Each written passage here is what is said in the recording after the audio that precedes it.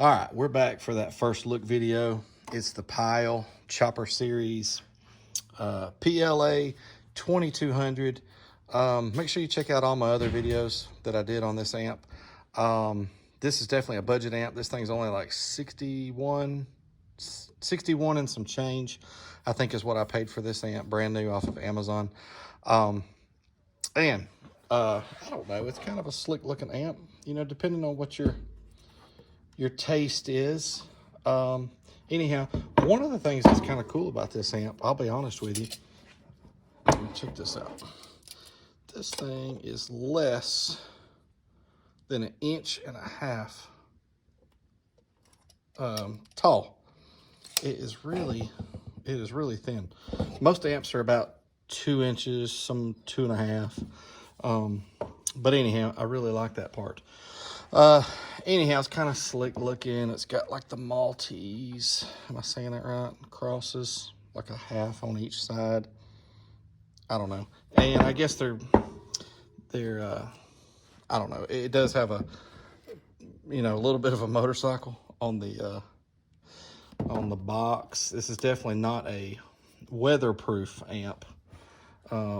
Meant for something like that, but I don't know. I guess they're trying to attract that crowd, maybe. Let's see. First off, for my man, Andre Mitchell. I hope I'm saying that right. Here's what I got for you. We got the gut shot. We've got the internals. Okay. I will say this. I've seen skimpier amps, but I'm definitely not seeing a lot of beefy internals in there. These caps are not super tiny. They're not super big either, but there is a gut shot or an internal shot. There you go. Okay, so let's just go ahead and look at so we got spade terminals. That's what comes on most of the budget amps. It does have the power and ground that has the larger spade terminal. I was able to put an 8-gauge wire in here with the larger 8-gauge spades. Regular size on the remote. 2 20-amp fuses, so only 40 amps of fusing. And then for the speakers, so this is a 2-channel amp.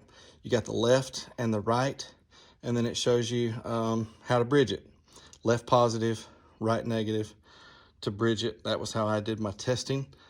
Pretty standard there. Round on the other side. All right, you got your inputs.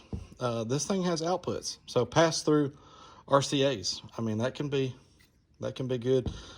Gain, the bass boost is either just off or 18 dBs.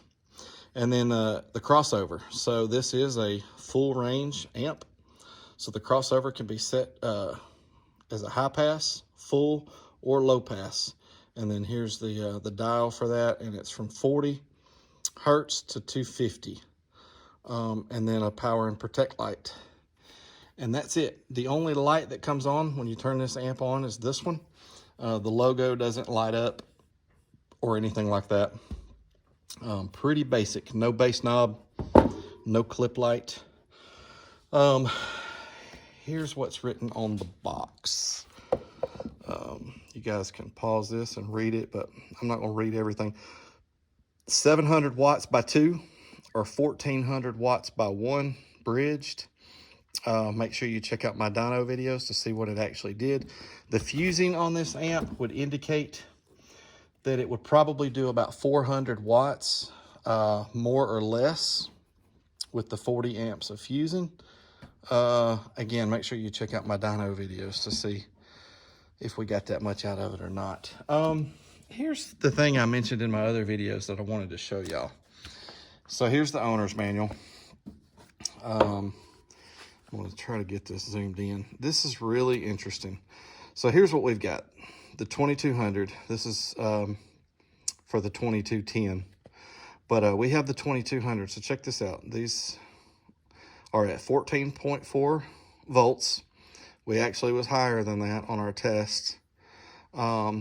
But check this out. So the 2-channel at 4 ohms, for example, RMS power at 4 ohms, 80 by 2.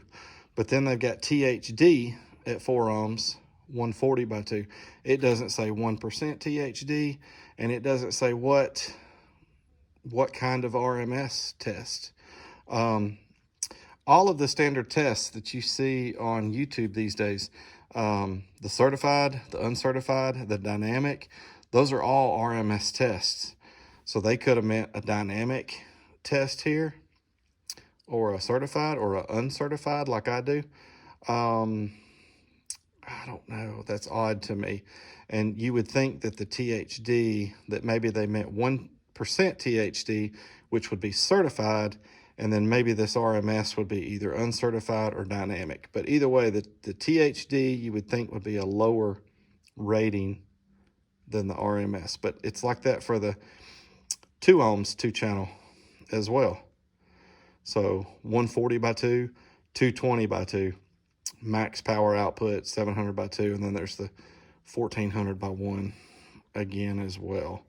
There's some of the other, I don't know, really odd how they rated this, but that's why I said what I said in those other videos, because depending on how you looked at it, that first test could have been, with it being bridged, either 160 or 280. Then that second test, either 280 or 440. I don't know, a little odd. But I will say this, it's got a nice, I do like the owner's manual. It's one of the only things that you get with this amp. Like I said, no bass knob. You get the owner's manual. Here's some more paperwork.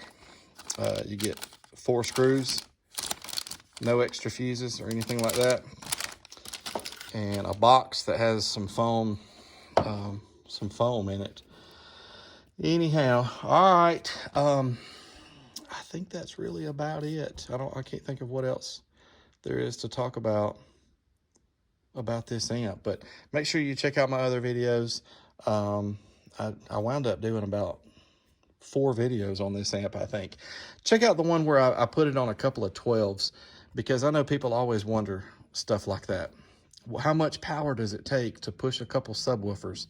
Will it even play them at all? If it does, will it play them enough to bump? I mean, check that out. It's interesting, because an amp with this kind of output, it's kind of neat to see, in my opinion, what that would do on, say, a couple of 12s. I think a lot of people are probably using an amp like this for subwoofers. Even though it's a full range, you could put that on a couple of 6x9s or a couple of door speakers. I bet people are probably still buying it for a subwoofer or 2. Not real sure about that. So this amp in ways would be comparable to, let's talk about the Boss Riot R1100M. That's that #1 selling on Amazon. It's about $10. The price on that fluctuates, but it's around, $10 or $15 more than this amp. It is rated, it is a 1-channel amp that goes to 2 ohms, 1 channel. This one's only rated to go to 1 channel at 4 ohms. The other one comes with a bass knob, and it has the Boss lights up kind of good on it. I don't know, but again, you don't get as much with this amp, but it's also cheaper. Definitely an entry-level amp. I started out in 1992 in car audio, and my goodness, did I have some cheesy amps. My first 2 or 3 or maybe 4 amps were pretty cheesy, and I'll be honest with you, probably didn't do the power that this one does.